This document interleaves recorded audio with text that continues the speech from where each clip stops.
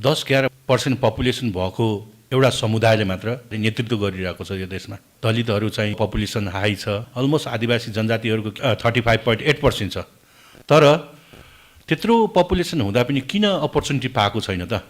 उनीहरूलाई चाहिँ अवेरनेस भएको छैन कि आफ्नो राइट्सको लागि फाइट गर्नको लागि। दलित समुदाय त पर्सेन्टेजको हिसाबले माथिल्लो पोजिसनमा हुनुपर्ने हो नि त उनीहरूको पपुलेसन हेर्दाखेरि त। किन भन्दाखेरि उनीहरूलाई चाहिँ दमन गरिएको छ कि। त्यो किन भइरहेको छ भन्दाखेरि यो देशमा जातीय विभाजन गर्यो नि। जब विभाजन गरेपछि के भइदियो भन्दाखेरि आफ्नो राइट्स खोज्नको लागि आफ्नो समुदायबाट अगाडि बढेन। जति पनि यो जातीय समुदायहरू छ उनीहरूमा चाहिँ डिभाइडेड रुल ल्याइदियो कि त्यहाँ चाहिँ बुझ्नु नि, फ्र्याक्सन गराइदियो। केले गराइदियो भन्दाखेरि यही पार्टीको नेताहरूले, उनीहरूसँग के छ भन्दाखेरि पावर छ, पैसा छ। त्यो भइदिएपछि के भन्छ भन्दाखेरि जति पनि आफ्नो फिल्डमा आफूले पर्फर्म गरेर आफ्नो चाहिँ किन भन्दाखेरि पावर देखाएर चाहिँ लिने हो नि त खासै आफ्नो पाउँदो के। त्यो लिन किन सकेन भन्दाखेरि त्यही पार्टीको झोले नेताहरूसँग उनीहरू चाहिँ एफिलिएट भयो। तपाईँले सिंहदरबारमा हेर्नुहुन्छ भने 97% एउटै समुदाय छ त्यहाँ।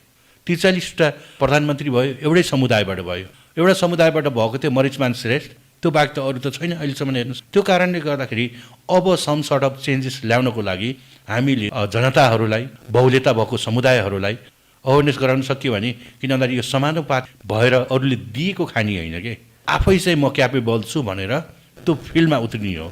यो पालिको 5 वर्षमा हाम्रो डेस्टिनेसन नपुगला, 2027 सालसम्म नपुग्ला, 2092 सालमा त पुग्ला नि। हाम्रो त किन भन्दाखेरि यङ्गर जेनेरेसन आउँदैछ नि त अब त।